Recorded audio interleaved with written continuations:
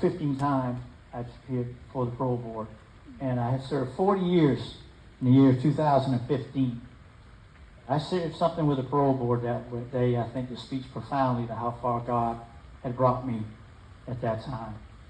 I told the parole board, I said, I don't know what your decision will be today, but whatever your decision is, I will be at peace with it, because I at last understand that I was never ready to leave prison until I was ready to stay.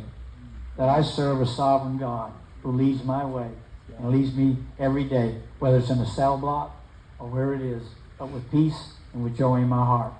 And I think it became more evident as time went on. There's a program called Columbia International University Prison Initiative.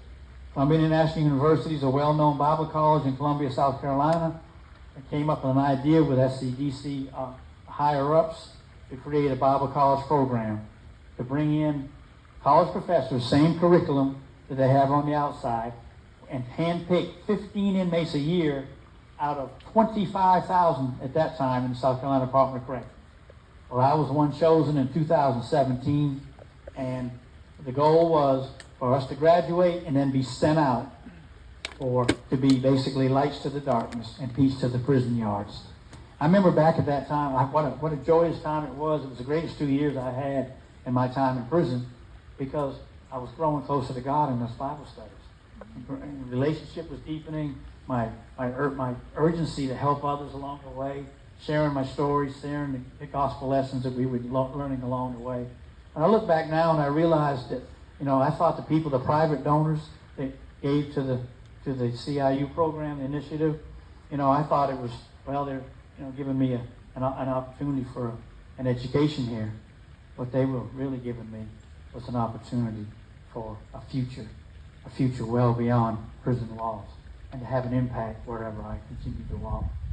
In the year 2019, I graduated the program. It's a 2-year degree with a lot of undergrad courses. It was heavy-duty stuff, but anyway, and then sent out.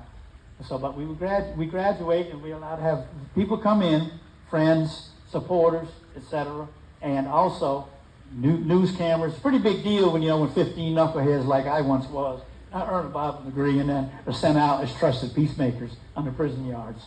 And there were 2 people there I'd love to share a little bit about now. One was my older sister, who sat in the front row to say basically how proud she was of her little brother after all the turmoil of my life to that point. But there was someone else in the audience that day. A little old man, then 90 years old, sitting in the back of the auditorium. His name was Kuzo